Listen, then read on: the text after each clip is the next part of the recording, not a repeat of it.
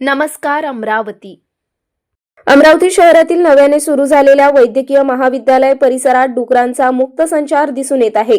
यापूर्वी जिल्हा स्त्री रुग्णालय आणि सुपर स्पेशालिटी हॉस्पिटल परिसरात डुकरांचा वावर कायम असल्याची तक्रार होती। आता वैद्यकीय महाविद्यालयाच्या आवारातही डुकरांचे कळप फिरताना दिसून येत असून दोन्ही संस्थांच्या प्रशासकीय कार्यप्रणालीवर गंभीर प्रश्न उपस्थित झाले आहेत।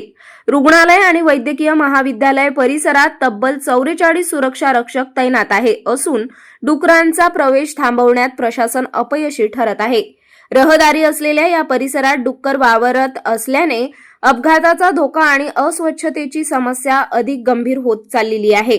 डुकरांची पालनपोषण करणारे कोण आहेत, त्यांचा व्यवसाय कुठे चालतो याची माहिती जिल्हा स्त्री रुग्णालयातील अधिकारी ते कर्मचारी सर्वांनाच माहिती असल्याचे समोर आले।